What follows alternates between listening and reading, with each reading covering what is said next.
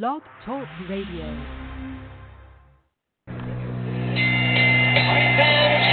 we go with the main event of the evening. Ladies and gentlemen in attendance, moms and dads joining us around the world. It's time for the bout you've all been waiting for.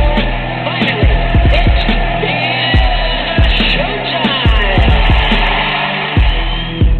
Here, man, we dedicate our life to this sport. We do thousands of sit-ups in camp. We run hundreds of miles, for the ones that take it serious. And we just dedicate ourselves fully to our craft, man. We watch tape. We have attitude. We rooting, and we go into that fight and to lay it on the line.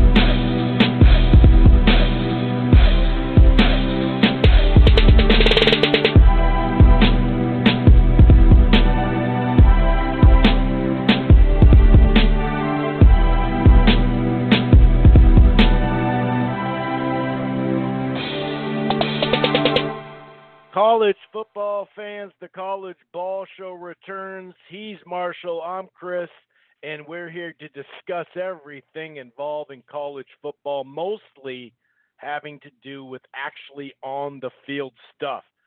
There is a topic that's coming up here that I do want to randomly get to a little bit later in the show that just kind of, like I said, just kind of came up. Kind of an interesting topic that we'll get into a little bit. It has to do with the transfer portal, the redshirt year that is now given, where you can play 4 games and then not have to play the rest of the season and still take a redshirt. There's a variety of stuff to get into. But before we get to any of that stuff, we obviously got to talk about Week 4. 8 different top 25 teams go down swinging, and I'm not talking about Michigan because they didn't go down swinging. They got swung on, they got swarmed, they got destroyed. But anyway, like I said, a whole lot of carnage, if you will, I should say, will you? What the hell am I talking about? I mean, all over the place, really. All over the place. And just some really, really, really tight games as well. From a great week of college football. So we'll start the show with recap. Then we'll look ahead. Obviously, for Week 5, there's plenty of marquee matchups. There's some games flying under the radar. Big West Coast weekend as well. This one doesn't have to do with that, but number 10 Notre Dame and number 18 Virginia. We're going to find out 2 things, just how good Notre Dame is to bounce back in a tight game that they lost to Georgia this last Saturday. That, by the way, got a huge rating. And just how good Virginia is at the time. They're 18. We don't know. Right now, the rankings, you just don't know. Sure, you could say, well, I think that's the best club or these 5 teams or whatever. But as far as top 25, there's probably about 37 teams in the top 25. You know what I'm saying? Also, number 17, Washington versus number 21, USC. That's right, number 21, USC. The Trojans did some damage last week, so they're ranked again in the number 15 California versus ASU. And like I said, more included in that Week 5 schedule. A lot of games flying under the radar. We'll definitely break that down. If this is your first time listening to the College Ball Show, we talk college football all the way to the national championship, okay? And it can be found right here on blogtalkradio.com/Rope-A-Dope Radio. So it streams live. It archives right here at Rope-A-Dope Radio, does the College Ball Show. And you can find Rope-A-Dope Radio on iTunes, a.k.a. Apple Podcasts, Player FM, Stitcher, Spreaker, really anywhere. We're also part of the Grueling Truth Sports Podcast Network. That can be found anywhere. You can find the shows on Spotify as well, iHeartRadio for the Grueling Truth as well. In fact, use your Siri or Alexa through TuneIn or Spotify to check out the show. While you're at it, why don't you head on over to the gruelingtruth.net. That's the gruelingtruth.net. It's football, it's basketball, it's baseball, it's boxing, it's everything in between. Head on over to betnow.eu. That's betnow.eu. They got a promo code TGT as in the Grueling Truth. And one more thing before we get into all the carnage from last Saturday.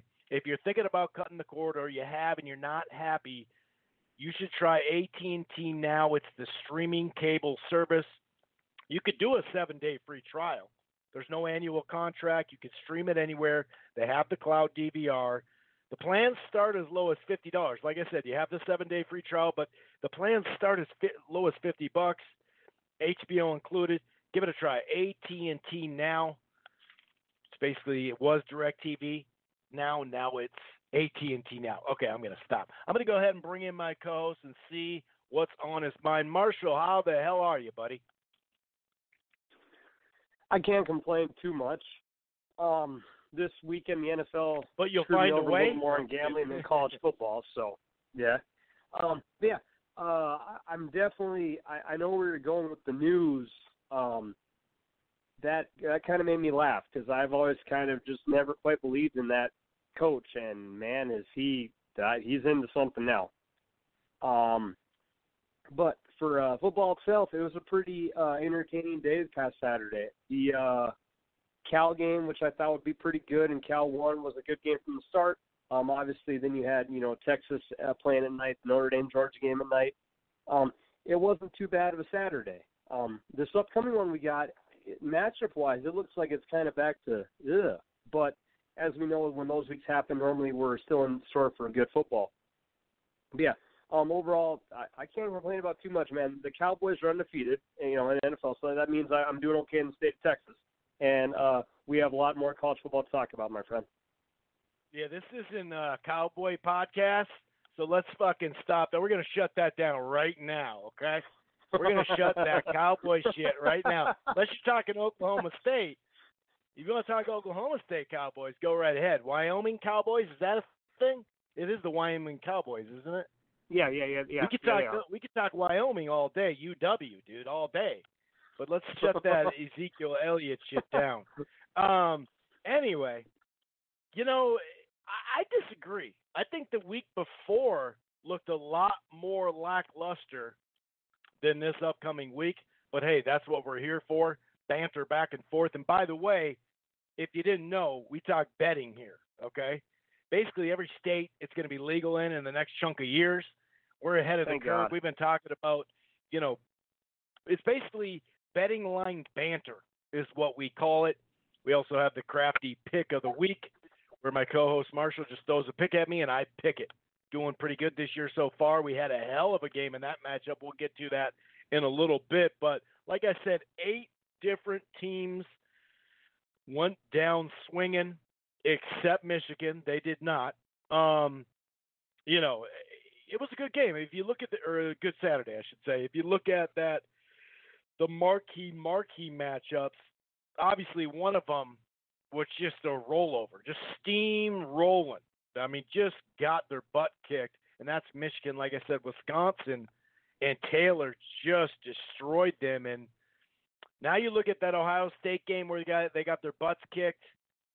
What the hell happened in the bowl game? Didn't they get their ass kicked in the bowl game too? I gotta check that out. And then now in a marquee matchup, a very crucial game at this in September, they just got destroyed. Did Michigan? Like I said, they just run rapid on it. I'm going to check really quick. Yeah, so, I want to say 41 to 15. Hang on. Yeah. I'm not done. 41 to 15. Florida beat them too. So they got here's the big game Michigan squads right now. 62 to 39 last year in the last game of the regular season. Ohio State taxed that ass. Number 10 Florida 41 to 5, and now Wisconsin. You got them just steamrolling them. I mean, talk about throwing gasoline on a hot seat for Harbaugh. Right now, like I said, the years past, I mentioned this, the years past, we've at least given him, well, you got to give him a lot of credit for where he built the program up. Okay, cool. We got that established. The 2 heartbreaking losses that could have seen him, in the playoffs, that sucks. Those were tight games. It happens. No big deal. We move on. But now we're starting to see a trend, and it's not a good one, Marshall.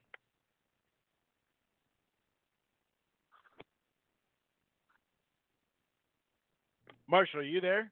Yeah, I'm here, brother, yeah. Okay. Oh, I'm good, yeah. Sorry, my phone just cut out of your last little part there. That's all. Okay, I got you. Okay, so I'm just saying, the last couple of years they had some heartbreaking losses that prevented them from winning the Big Ten potentially going to the playoffs, right? So that's understood. We got that. That sucks for them. But now is now, and it's 3 in a row now that you've gotten your butt kicked in marquee matchups. The writing's starting to come on the wall, and they need to turn this thing around because they've done their due diligence as far as on paper Michigan has for recruiting. Now the time is to put it all together and at least look like a squad that belongs on the same, field as another top 10, top 15 program. Yeah, and I'd even hop and skip a little further back. I remember when my dad came to visit me last year, I remember him telling me I was excited to watch the Notre Dame-Michigan game with him. I'm like, oh, man, it's early game of the year, almost probably the same week as this one we just had, or it was a week 3, week 4 matchup. And Michigan lost that game too. And so, you want to look back however many years with Harbaugh at the big games they've won with him, it's a pretty small number because, hell, even Sparty's had his number a couple times because those Michigan State games are always close. I think, Chris, the social media, the frenzy, the media frenzy of hiring Harbaugh was such a huge moment at that time because he dominated Stanford. He did pretty damn well in the NFL.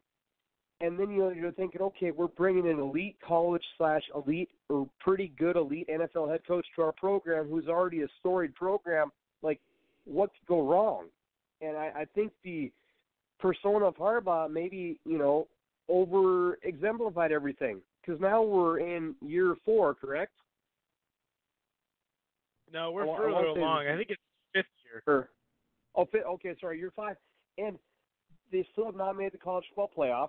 They still can't get the monkey out their back of Ohio State. They still can't seem to win these big matchup games that we can really recall, especially on the past 2 years. And they still don't really have an offense.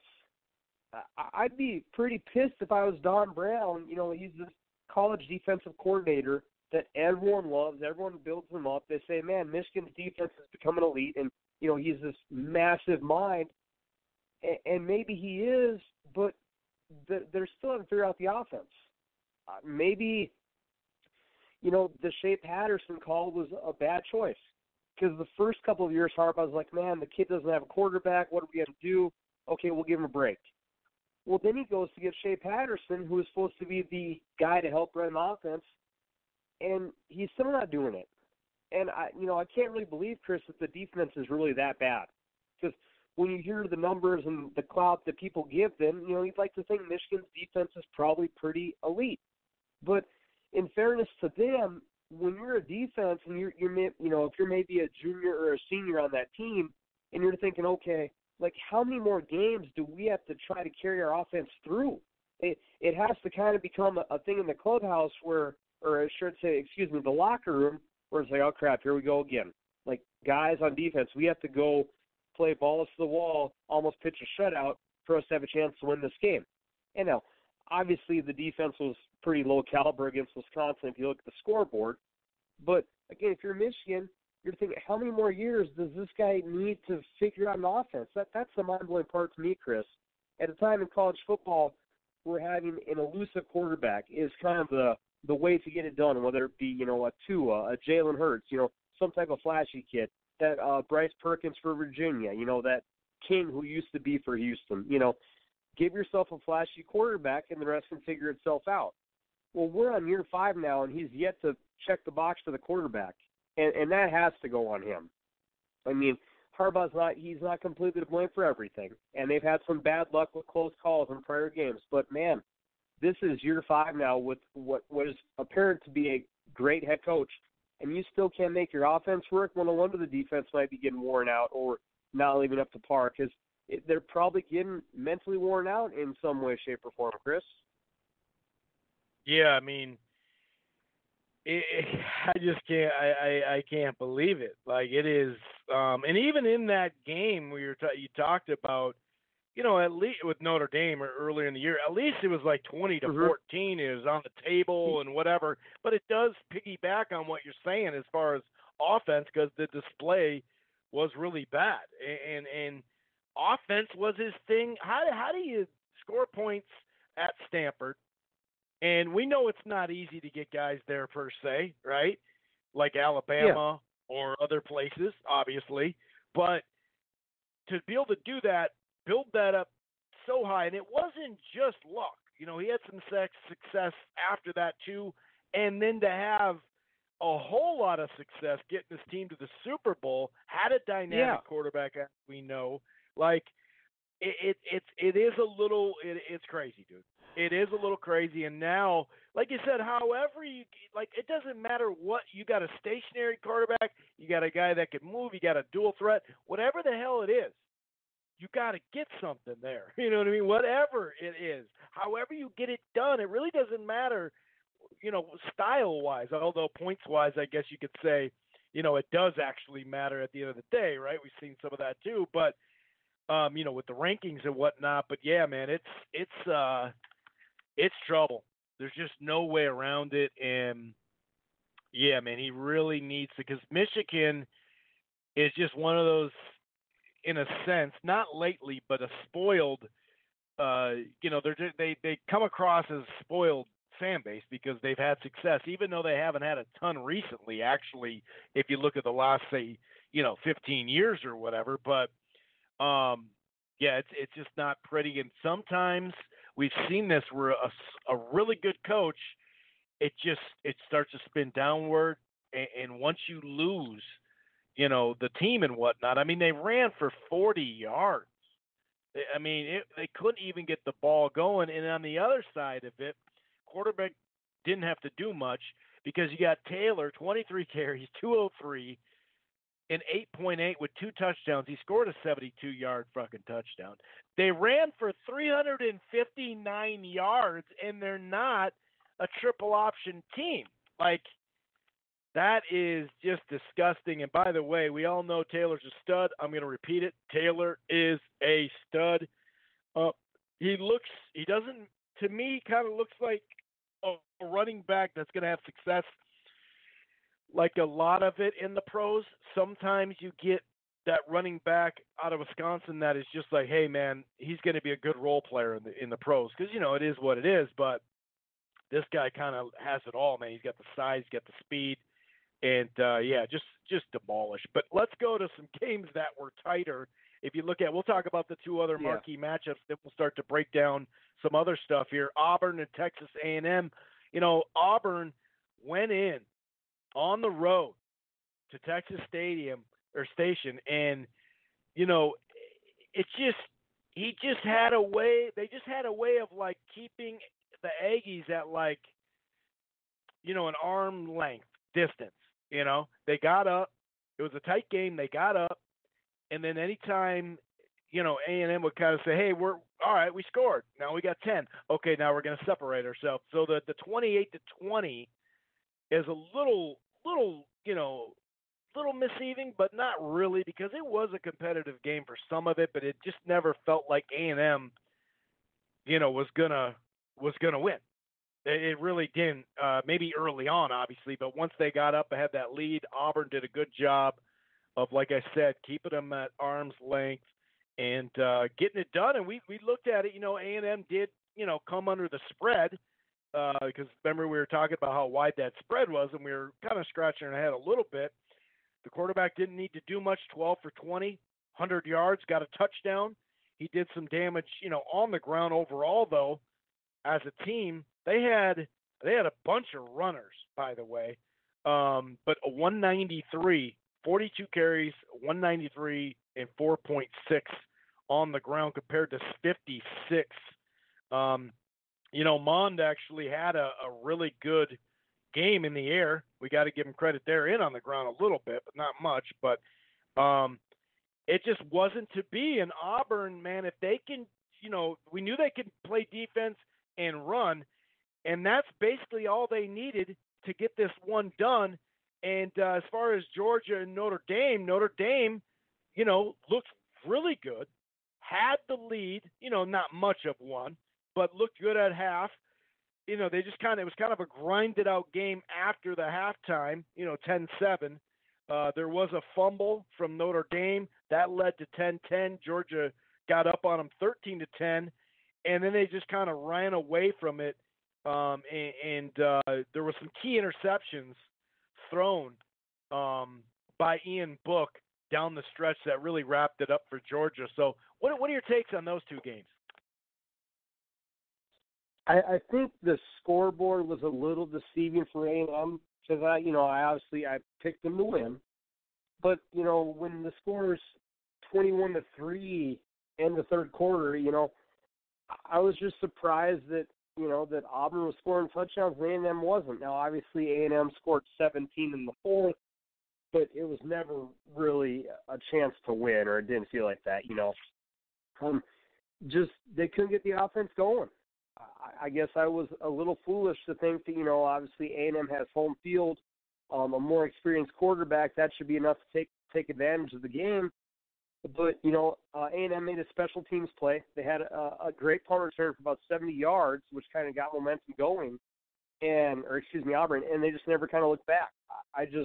I really thought A&M's offense would be better, but maybe this Auburn defense is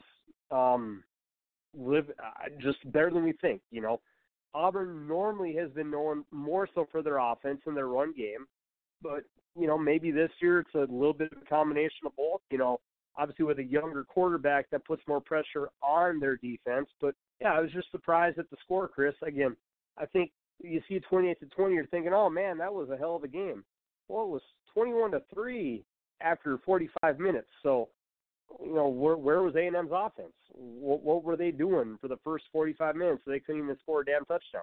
But as we've said all year, their quarterback is not a typical pocket quarterback. He's a mobile guy that sometimes makes plays, sometimes he doesn't. And this past Saturday was a sometimes he doesn't make plays, at least for the first three quarters.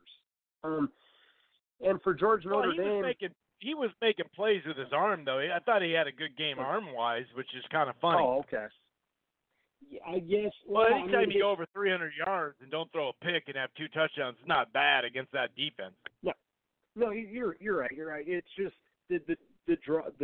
the early game drives must have settled at a point earlier than they wanted to. I really thought this game both teams would be in the 20s, or going into the fourth quarter. But anyways, Auburn gets a nice win.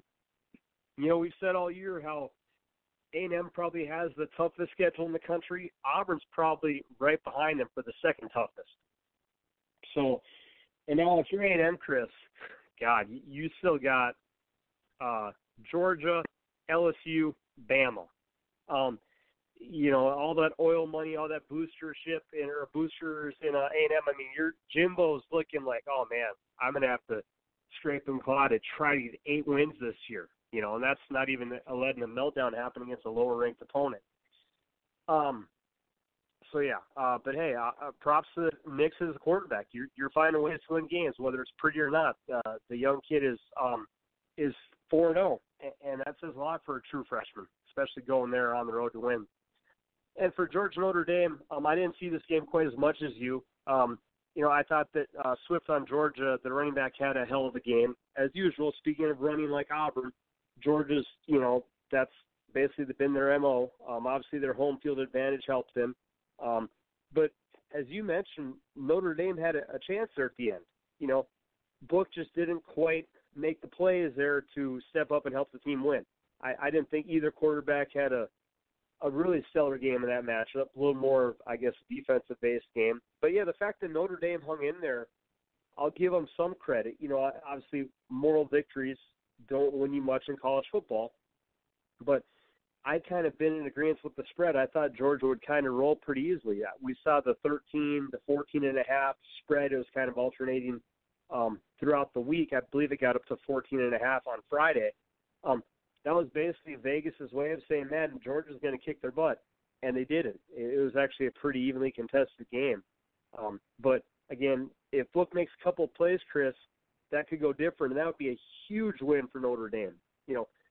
Georgia seems to have this, little behind the scene chat of, man, this could be one of the sneakiest teams in the country. They still might be one of the best teams or could win the national title. Well, they were able to get the win, so that chat continues. Now, I don't think last Saturday that Georgia played quite like in Alabama or a Clemson or an Ohio State per se, who's just been murdering people, granted lesser opponents. But, I think Georgia still remains in that chat of, man, it still might be their year kind of deal. They find a way to get the win. They didn't cover the spread, but for most Georgia fans, unless you bet on them, you won a pretty big game, and you continue to now work your way into SEC play. Yeah, definitely, man. And Auburn, we know about their schedule, so this was, to get Oregon and, a road game like this with A&M, those are good quality wins, man, no doubt about it. And they obviously could easily have one loss and make it. Matters what the one loss is, but just based off their scheduling, they'd be okay if that is the case. But they got it's a long season. At times it feels like a marathon. At times it's a sprint, and really it is a sprint because it's just week after week after week, and it's not as long as the NFL season. But it's funny. I know I'm starting to notice a theme already, and we see it in college sports, especially college football. The good week, bad week. One week we look like $1 million. The next week we just rolled up to the field and said, hey, we got more talent. We're going to run you over. Oh, my God, we almost lost. Or, oh, my God, we got beat. And we're starting to see some of that. And it'll be interesting to see into week 5 some of these matchups. Well, which one's going to show up? Which team is going to show up? And just to give you an example of some of that, you can look at, you could even look at Washington State. UCLA was 0-3. They were down by a whole lot of points in that game and ended up, just miraculously coming back. Pitt looked like they were tough against Penn State. Can Penn State, who barely snuck by Pitt, who now Pitt kept that momentum going in a loss, tight loss, but in a loss, and beat Central Florida. Like, there is going to be some of this where you're looking and you go, here's another example. ASU gets a big win. Then the next week, Colorado drops an egg. And Colorado had beaten Nebraska 2 weeks before that, and they dropped an egg. TCU looked pretty damn good against Purdue. Really just smacked them around. They got beat at home by SMU. You see what I'm saying here? We're starting to see this theme, and you're going to see the theme in the next week. Okay, so is this the team? USC is a prime example of that as well, them beating, Utah, who looked really damn good. It was kind of like the sweetheart pick of everybody, or not everybody, but a lot of experts out there thought Utah was going to win the Pac-12. Not that they still couldn't, that's for sure. But, let's park it right there. 2 games for the Pac-12 that we'll talk about. We'll start with your squad, USC, getting the job done with their third QB, and he was slinging that thing around the park, 30-23, and then this freaking comeback for the ages, UCLA. What in the hell? Just real quick, I got some numbers on this, and this is some just straight silliness, dude. Where the hell is it? They scored 50 points in a very short amount of time. UCLA scored 50 points in 18 minutes and 52 seconds. There's college basketball teams that don't do that. That's what Tim Booth said on Twitter. They were down 32 points in the third quarter. And by the way, 130 combined points is the most in conference history ever. What'd you think about those 2 games? Obviously, you got to feel good with the Trojans getting a nice W. And where the hell did that come? How do you throw 570 yards, 9 touchdowns, and being the losing quarterback on that one? I don't know. That Pac-12 After Dark theme, if people didn't quite ever believe in that, I think it's like the term has been like coined now, Pac-12 After Dark. I had passed out. I was I went to bed. It had been a long day watching football. So to wake up to see my buddy text about that game, I was like, holy God, that's crazy. That's not supposed to happen. Yet to be down 36 points and win a game, that's shit. I mean, 2 weeks ago, Temple, freaking Maryland couldn't score from the 1 yard line like 3 drives in a row, and a team scored that many points. I don't know. The Pac-12 has weird ways of providing a lot of drama for us, my friend. I will say, finally Chip Kelly gets the monkey off his back. Man, he was receiving a lot of shit, and rightfully so. He'd had, you could say, a tough loss in Cincinnati, but then, you have an embarrassing loss in many people's opinions to San Diego State. And then Oklahoma kicked your ass. I guess nothing to really be ashamed of there. But it's kind of like, did this guy forget how to coach? Is used to like a team. Are they going to be garbage again this year? And that clearly the kids haven't quit on him yet, because that was a hell of a comeback. And as you said, how a quarterback throws for 9 touchdowns and loses the game is, I'm even thinking back when I would play Madden with my friends back in the day. I don't think I ever had a 9 touchdown performance. Literally, like, even playing with your boys back in the day, it's like, oh man, it was like 50-50. Like, you're thinking maybe a defensive pick six, a fumble or something, or you got your favorite secret play used on your boys. But man, I don't know. But I'm telling you, Chris, it seems like Washington State has that type of game every year, whether they're the ones that do it or they're the ones that blow it. If we were to go back and look, I bet you Washington State has Good a game call. relatively You're right. similar to this. Yes. And they're normally the ones that blow it. Like, Cougars were up 30 points, and then it goes away. It seems to happen to them every year. And sometimes they are the people that do to the others. But, yeah, a bet is never over with Washington State involved. Maybe Mike Leach got a little too happy seeing he had Minshew and Luke Falk starting NFL games. He's like, man, I'm becoming the NFL gateway quarterback genius. And now he has his other quarterback throw for 9 touchdowns, but he loses. Maybe he's got to go back to the drawing board and quit watching NFL Sundays. Who knows? And for the Trojans, Chris, the formula is starting quarterback gets hurt, backup comes in and throws for big numbers and wins. It happened in Stanford. It happened now. Clovis gets hurt, new kid comes in and rocks out. But I don't think we can continue the trend of quarterback gets hurt, new guy comes in to win. I think eventually that trend will catch up with you. As talented as we it's may going to be a punter that's going to come in here soon. Because our first quarterback tore his ACL the first game, and then then Clovis comes in. How many injuries can we handle with quarterbacks? I'm not sure, because we're off to a hell of a start this year, but we can't keep losing quarterbacks left and right, or we're going to be running Wildcat soon, or bringing some kid off the street for a walk-on or something. I don't know. But that was a win. Yeah, they got open tryouts right now. Literally. But, hey, somehow Clay Helton got the win. Obviously, I'm not the biggest fan of him, because, he has his moments, but that was a victory, pulled it out. It kind of puts you in the driver's seat just initially to start off. The fact you're a game up on Utah, that's a good start to the Pac-12 South, which, as you'd said, Chris, they were the favorites to win it. I mean, there was a lot of people, even, backdoor sneaking, like Utah might make the national title Final Four. Like, the love was pretty high. But obviously now I think that talk is for sure dead with the lost USC. Now, could they still win the Pac-12? Absolutely. But just your typical USC came to play. They had a great game.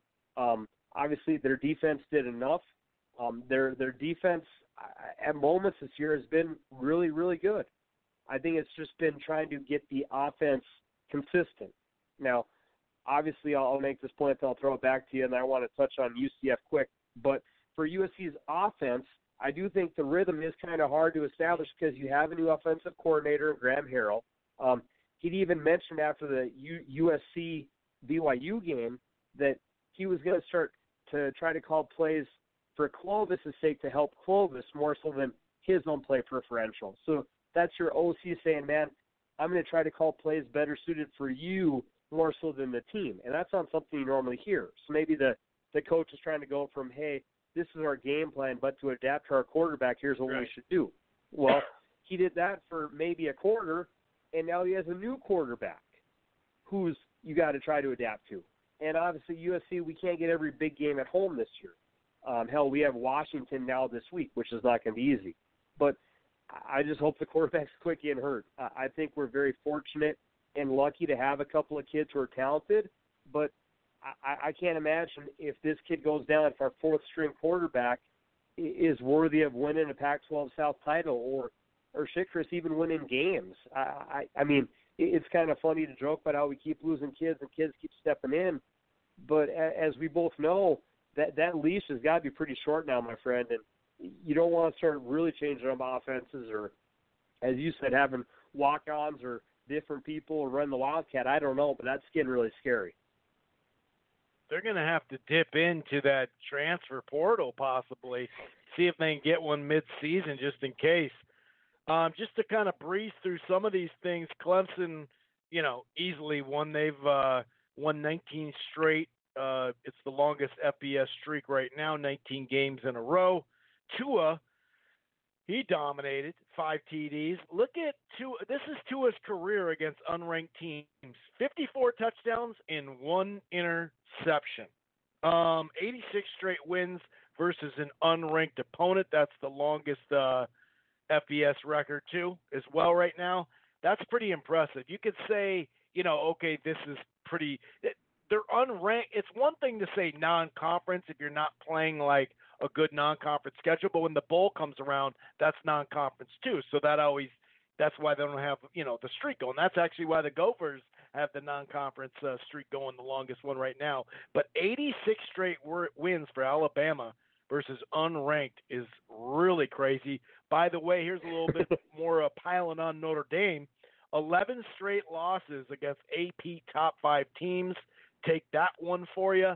LSU really destroyed Vandy, put up 66 points. They're just putting up points left and right.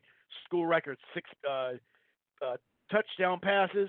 And Chase had 10 receptions, 229 for 4 touchdowns in that win. It's the 4th team in SEC history with 65 points in consecutive games for LSU. And this is just crazy to think, that's LSU doing it. Now, LSU is actually starting to have some injuries on the low kind of pile up. We mentioned how well Taylor did against Michigan. That's his 9th game with 200-plus rushing yards.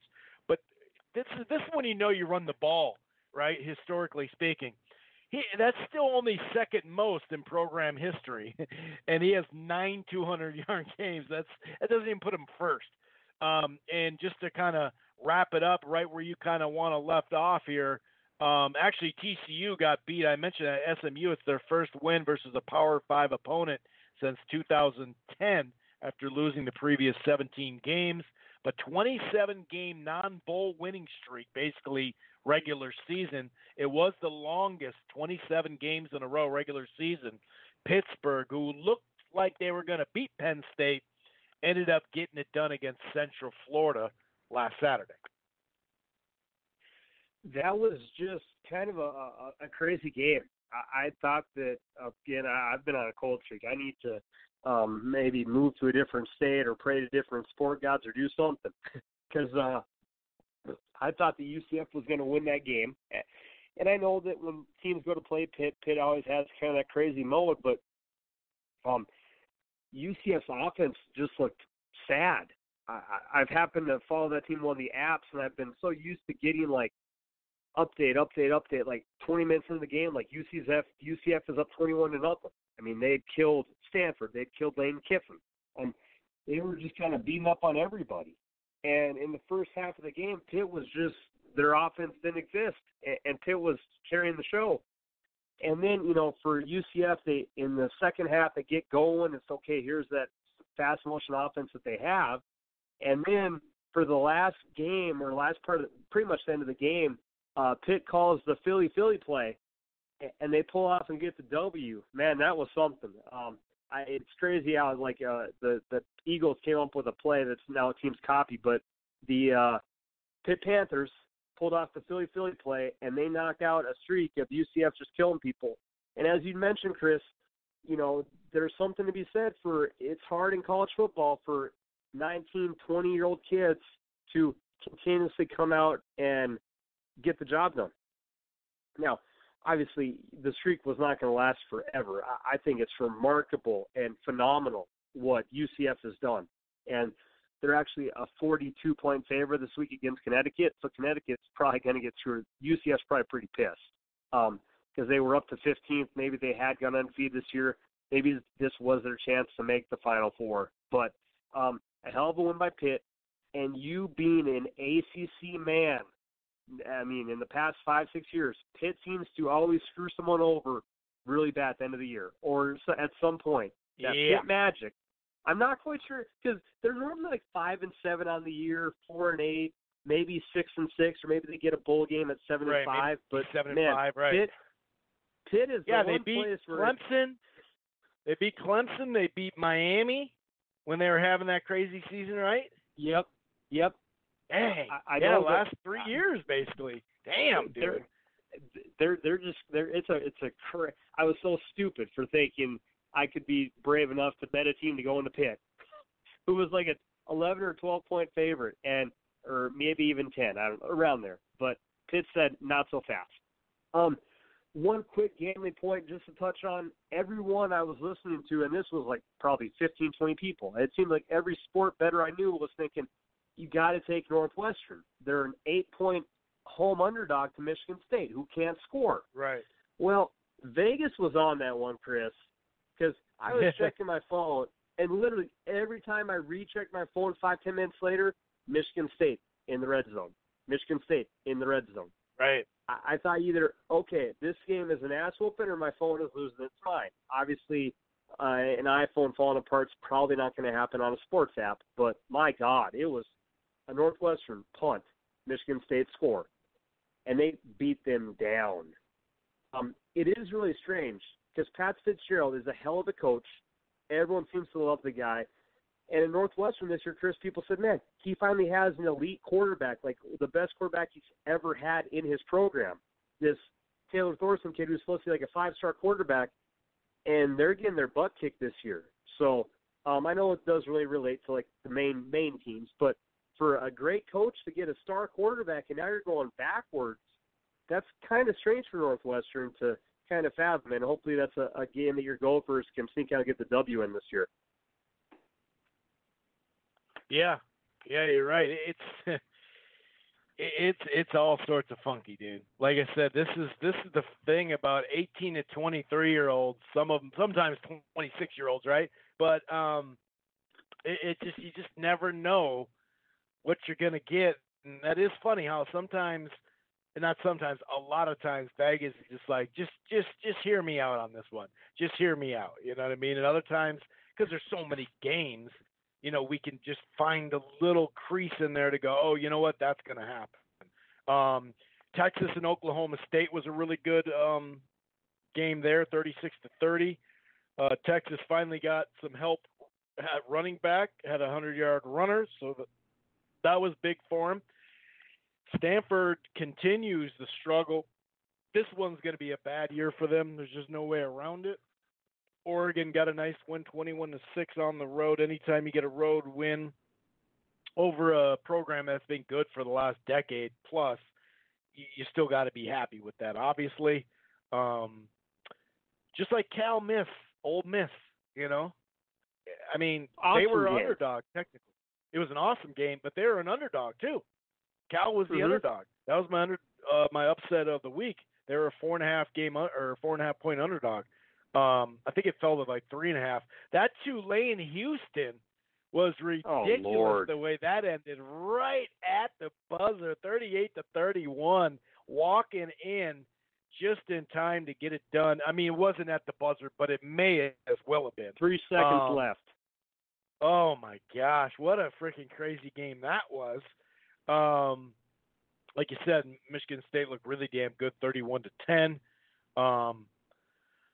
My Miami Hurricanes won the game, but oh boy, was it an ugly one. We're still waiting for the offense to come around. And, when you get a new offensive coordinator, sometimes it takes a little bit to get on the same page and all that. But, man, whether it's penalties, whether it's this, whether it's that, just something was coming up. And it just, they got the W. But like I said, it was ugly. I actually have this little, where's the stat? It was pretty bad. There's a bunch of holdings, bunch of just ridiculous penalties. And, it's really hard to – here we go. They gave up 4 sacks, a bunch of pressures, 13 penalties. They allowed a safety. They dropped an interception that would have been a touchdown. They got a punt blocked. They went 1-10 for third down. They ran the ball for 51 yards on 34 attempts. Not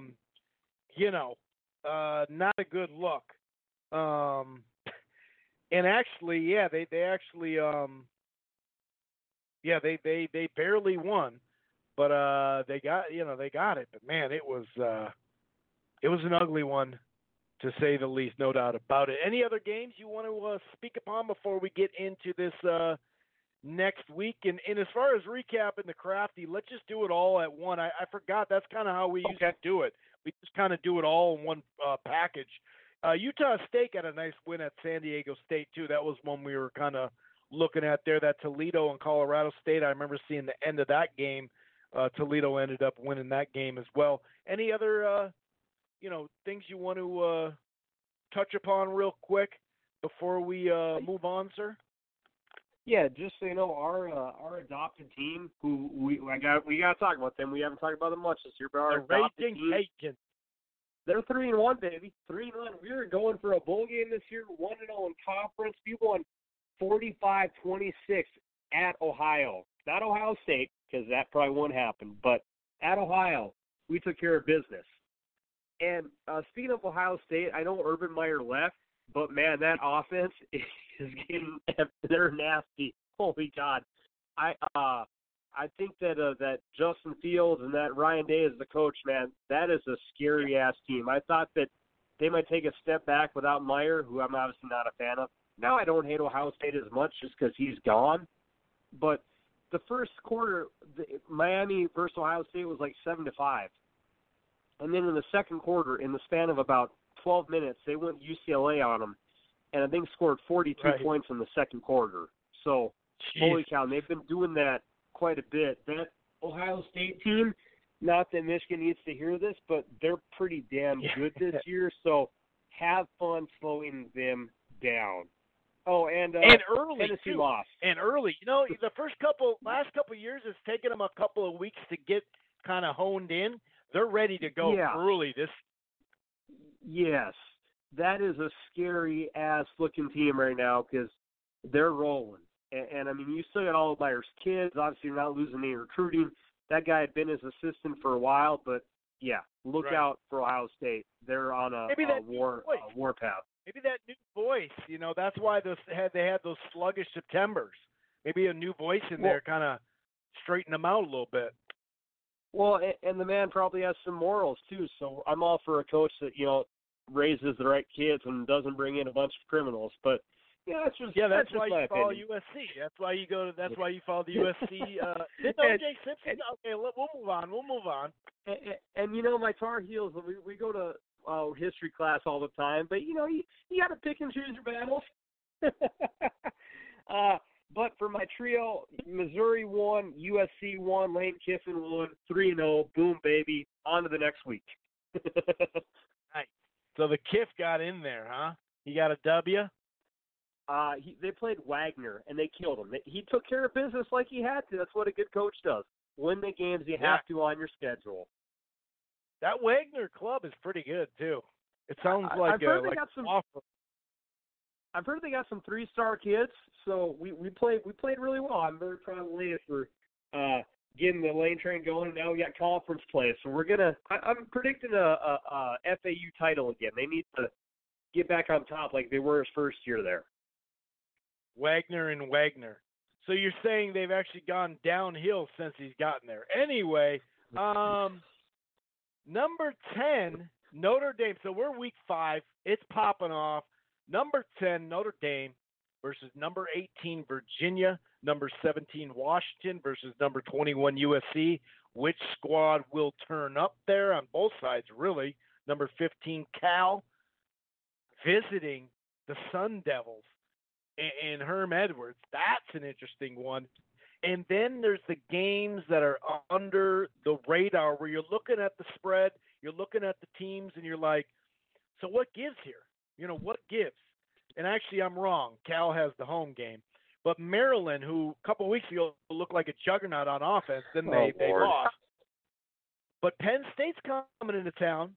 They're a 7-point favorite, so Vegas thinks it's a 10-point game, basically. Can Maryland turn up?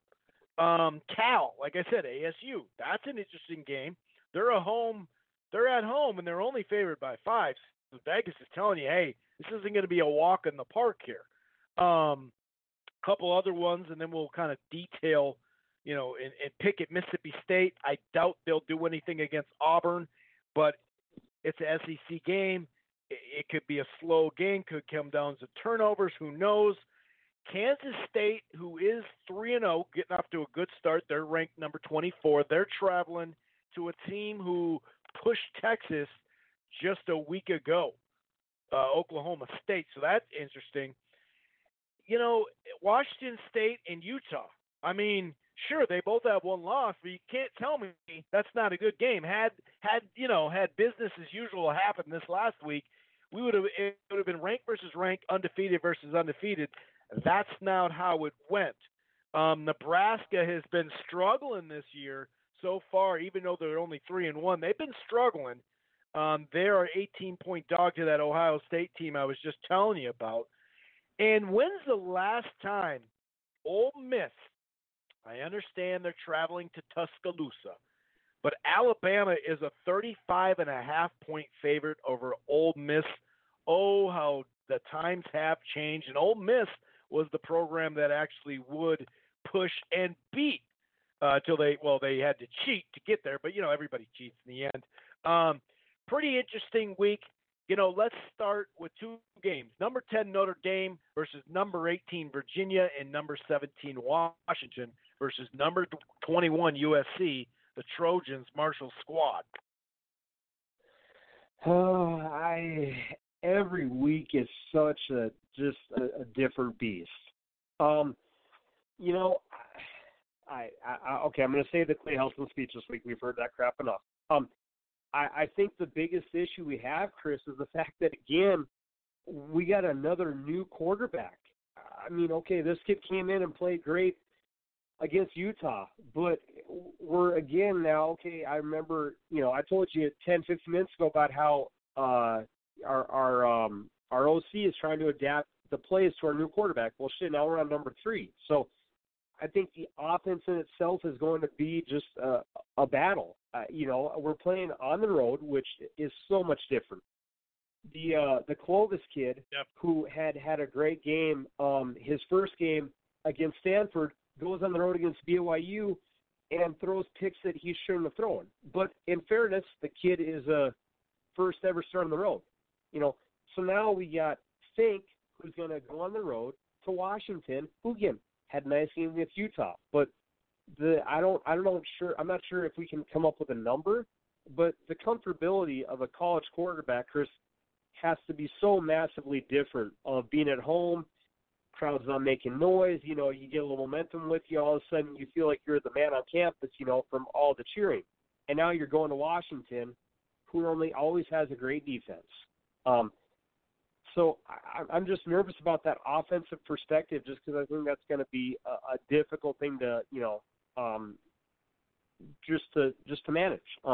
We're a 9-point dog, so clearly Vegas is saying, hey, this Snake game is going to be probably pretty difficult for the Trojans.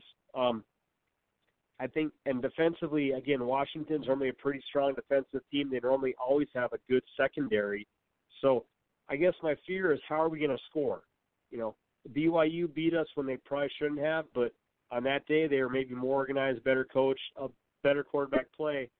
I don't see a third-string quarterback going into Washington and winning that game. I hope we do, but I think that's, again, there's just so many changes. If we could have one quarterback stay healthy, and kind of get a rhythm going. I think that would help. But, man, I think we're asking for a lot for a third stringer to go in there and get a W, Chris. So your prediction is Washington's going to beat your squad. Is that what I'm getting out of this? Yeah, I don't think they're going to cover. I think the 9 is a good chunk. But, yeah, I think Washington wins just because I think that's too much pressure on another kid to go on the road. And I would argue that Washington's got a better defense than BYU, and Washington actually kicked the crap out of BYU this past Saturday. Not that you can always compare, not that you can't always do that. Well, they played them, and who did better? That doesn't always turn out to be the case, but Washington did destroy BYU. Granted, BYU was due for a slow game at some point. But yeah, that's a little scary. So I think we come up short, my friend. Yeah, the triangle theory it originates from boxing. Fighter A beat Fighter B, so that means he could beat Fighter C, and that isn't always the case. Style matchups, styles make fights. That's where all that stuff comes from. And then Virginia, upstart Virginia, 4-0. They're in the top 20, actually. They're 18th right now. They beat Pitt at Pitt, 30-14. Figured I'd throw that in there. They survived Florida State, 31-42. Had a slow week against Old Dominion, not the basketball team, the football team. Now they got to travel to Notre Dame. And Notre Dame has to lick their wounds in a tough game and come out and get this W. How do you see this one going down? I mean, it's hard to judge a Virginia team, but like I said, they won at Pitt. Something, Central Florida could. I mean, winning at Pitt, that's a hell of an accomplishment. I don't care really how it gets done. Virginia beat Florida State. I'm not sure how many bragging points that would get you at school, but they are 4-0. That's a team who's win-loss season total was 6 up, and it went up to 6.5. So, and I think it might even finish at 7. So clearly, better saw potential of Virginia team. It all starts with Bryce Perkins, they got a stud quarterback, but even with a stud quarterback, now you're going to face a team again on the road. This would be probably, I would say, their second toughest environment, just to pay homage to Pitt. But now you're playing a team with probably a better defense than what you've seen all year and a hostile environment. And then obviously it's just going to be another step up. Maybe they were looking forward to this game with the slow start against Old Dominion. Maybe they just didn't quite care. I don't know. Whatever. But it'll be a good challenge because, they're 4-0. Again, I will give them credit, as you said, for Pitt. FSU, you don't get much credit for them being them this year. And then you played 2 other basically no-name teams. So we can actually break down, well, how good is Bryce Perkins after this game? Can they go on the road and pull off a huge win? I think either way it's great for your Hurricanes because Miami plays them next. So they actually go at Notre Dame, at Miami. That's a pretty tough stretch of 2 games back-to-back. I think that'll be an advantage for your boys as well. But I think they have a stud. I think he's going to be able to show off some skills, but I don't think he has enough. And you're assuming you'll get a pretty pissed-off Notre Dame team who just battled for a hard game and came up short. I think they'll take care of business here, and I think just there's too much skill differential outside the quarterback matchup. And my boys in Miami need all the help they can get right now. I'm with you. I got Notre Dame winning at home. I got Washington as well, getting it done. I actually think they may cover, but what was it, 9? I think it was 9, yeah. Yeah, so that's interesting. Speaking of BYU, they're at Toledo. Could be an interesting one there. BYU is a 1.5-point favorite. More than likely, that's going to be a close one. Speaking of Miami, Central Michigan, right? So Central Michigan almost beat the Canes. I mean, it didn't ever seem like they're going to win the game, but they almost did if you look at the scoreboard. And they're now traveling to Western Michigan, but PJ Fleck's not there anymore, okay? Western Michigan is a 17-point favorite over Central Michigan. You tell me what's going to – I mean, you got to at least take a waiver on that one, take a flyer out and be like, I wonder And then Baylor, we talked about Virginia. What are they? They're 4-0. They got a good win. What about Baylor? Baylor's 3-0. We know they always go soft in the non-conference, but 2.5 game favorite. Iowa State on the road, so that's pretty damn tight game there. Minnesota and Purdue should be a barn burner. I'd assume Minnesota's going on the road there. Couple of other games that I'm going to kind of get to here, and I wonder, just how how tight they can go. Do you think California, number 15, is gonna just hold off ASU and just kind of be like, all right, we're a good squad. By the way, they're the only undefeated team in. Is that true? Yeah, they're the only undefeated team in the Pac-12, right? I believe so. Yeah. So they're 4-0. You think they're gonna take care of business there? You think Arizona State's gonna, good week, bad week type thing and pull up the upset? I think what's intriguing for Cal was their quarterback Gerbers actually had a great game against Ole Miss in the air.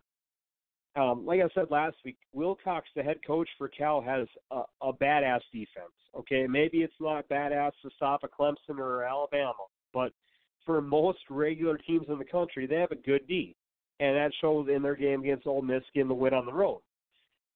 And so I think now you have a good defense going against Herm Edwards, who has a good defense.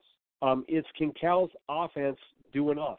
Again, that kid had like a career day, but his career day of passing yards at one point was like, oh, he's up to a career high at 240 passing yards. It's like, man, in college football, if that's your career high, clearly, you're maybe not the gunslinger compared to others.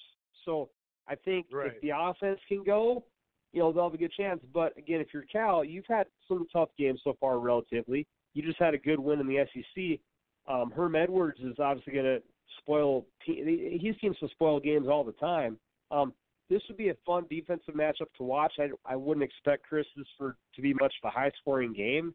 But I would probably lean towards Herm Edwards just because, is Cal really going to remain undefeated and be the kind of the last chosen one in the Pac-12? I wouldn't lean that way. I can't say it can't happen. But when your offense is so inconsistent, and it's making progress, I think the progress might stop with Herm Edwards and his boys. Well, tell you what, how it used to be Thursday nights, they used to have some really good, they'd always have a key matchup, or maybe ESPN would have one on ESPN that start maybe an hour or two early, and then you have a West Coast edition or whatever, and Thursday night, they used to have some really good stuff for college football, say with college basketball and FSM, but we won't even get into it. But now, ever since, and it's been a while now, ever since, the NFL took over Thursday nights, unfortunately, I'll tell you what, these Friday night games have been pretty damn good, and it looks like that's what they're going with now. Screw it, man. It's the only thing that's going to be on that night, especially for these first couple of months of fall. College football Friday nights, get used to it. It's not like they give you 15 of them or something like that. They're usually pretty interesting matchups, and I think this week follows that wavelength right there. So that'll be interesting. And then real quick, so Washington State and Utah, both coming off losses. Utah is at home. It's a West Coast game, obviously, 9 o'clock start on FS1, Central Time anyway. 6.5 point favorite. And then look at this one. Arizona, 8 points. They are favorites at home over UCLA, who just put up 50 points in like a couple of minutes. I mean, those are interesting bounce back, you'd say in boxing, crossroad fights. These are big games because it can really, you go to 4-1, get a good win, and you're like, okay, we're in good shape. You get that second win, and it's not even the end of September, you start to get down on yourself. Those are really interesting matchups, man. I think that you got to favor Utah just because of the defense. I think that obviously Washington State's defense has to be reeling. I think sometimes in football, a coach says, let's just burn the film.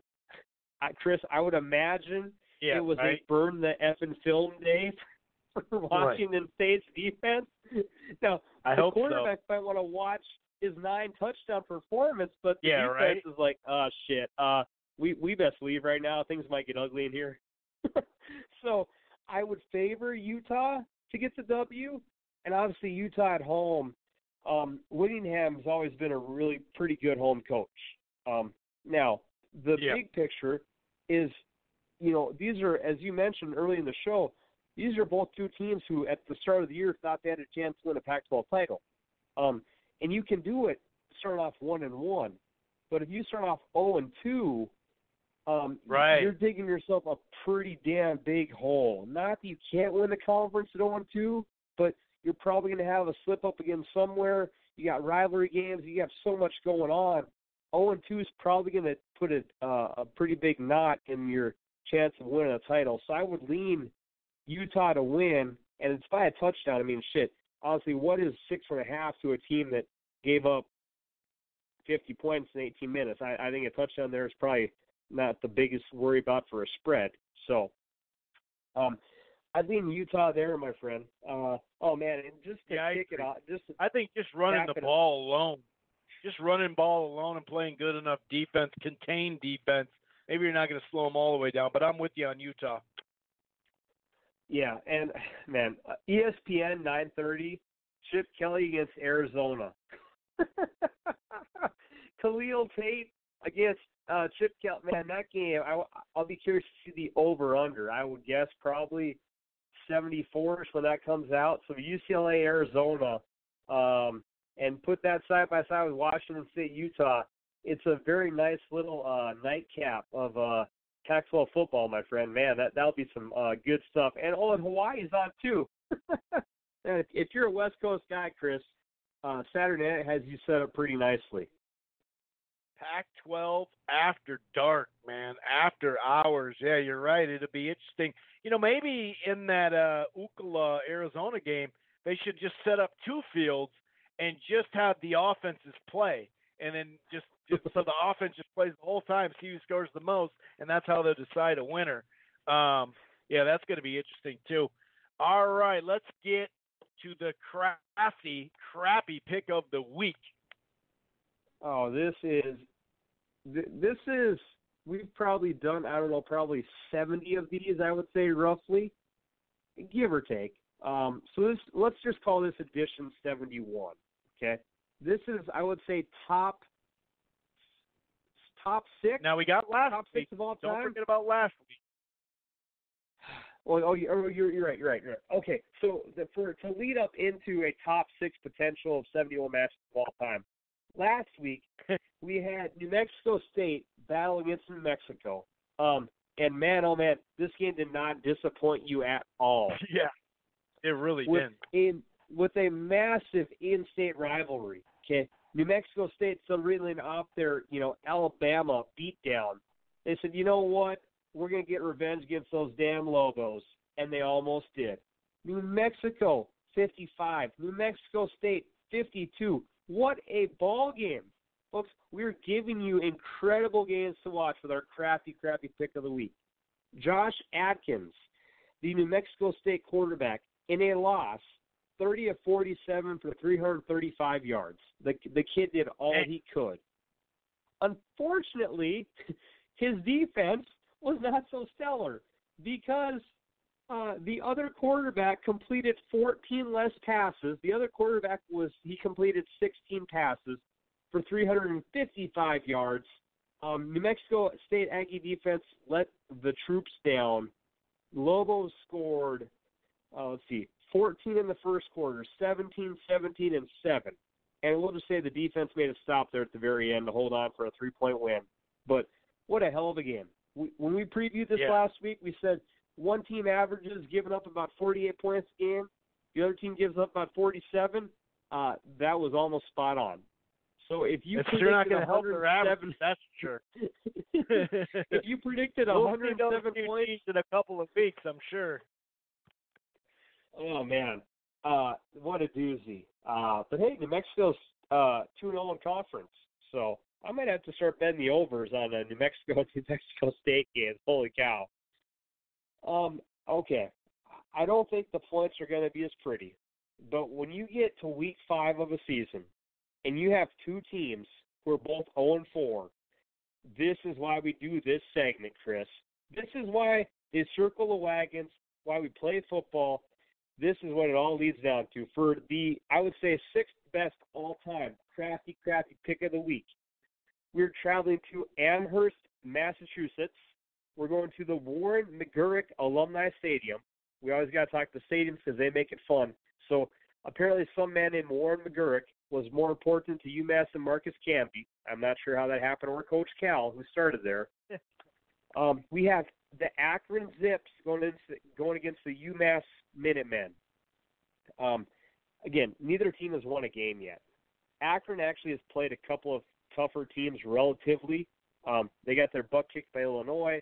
They lost to UAB. They played Central Michigan, who gave Chris's boys a good fight, and they lost to Troy. I'll let you take over, but 2:30 matchup at the Warren McGurk Alumni Stadium. This is gonna be a fun one, Chris. When you got Zips going against the Minutemen. Wow, this one is garbage, man. This is some good. So we got Akron. So LeBron zipped out of Akron. He's no longer there. So we don't got LeBron in this game, and Marcus Camby is still not allowed on campus because of his, I think he got a car and he got something else. I don't know, he got something else. Anyway, the Zips are not good on offense. 13 points. They're 13 points, but now we should say, like you said, they have had to go against the stronger team, no doubt about it. They're giving up 38 points. However, this is what makes it extra crappy. You go, 21 points per game they're scoring, UMass. That's not that bad. Well, hold on. They're giving up 51 points, basically 52 points a game. And it's not like they've played – well, they did play Georgia. But no, they didn't. That was last year. Yeah, I mean, this is – at least they're putting points on the board. But, man, have they just got manhandled.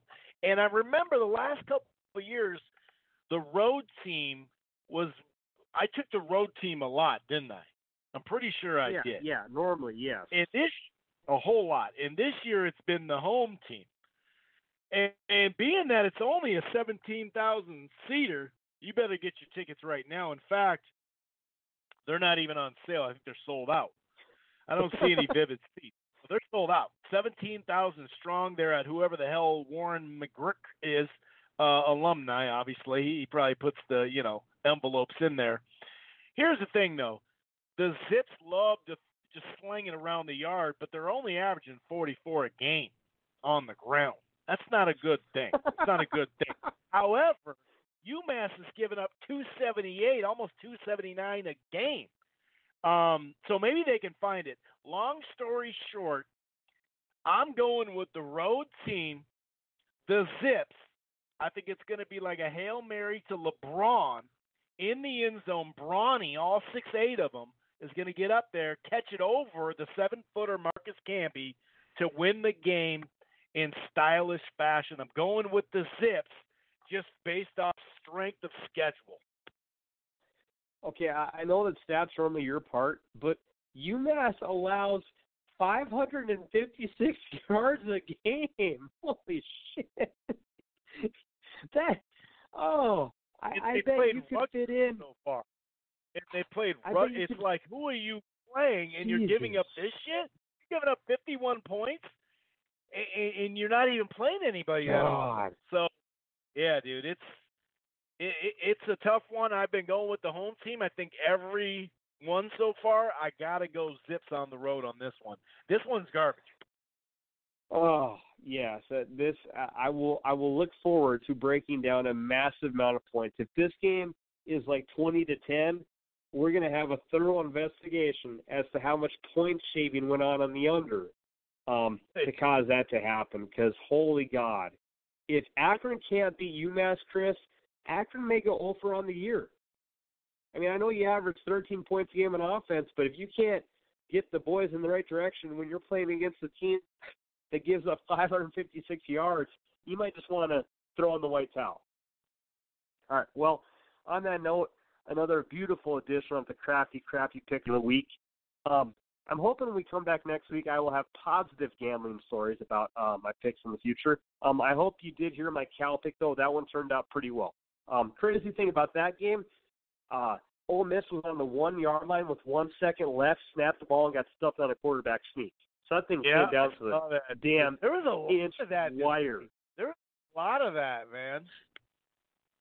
In pro football, too. Complete 4 passes in a row. How about them Cowboys? So anyways, we're going to sneak out of here before I get a rant for mentioning my boys again. As usual, thanks as always for listening. We love the support. Again, if you ever want to call in, we normally always do this on a Monday night from about 5 to 6:30 Midwest Central Time. So feel free to call in and tell a story about gambling or a team you love or ask us a question. We'll always take that too. So enjoy a safe week with your family. Enjoy the nice fall weather and watch a ton of football. And kick your feet up and get your favorite beer for a little late night Pac-12 football. The boys are out. Have a good night. Peace.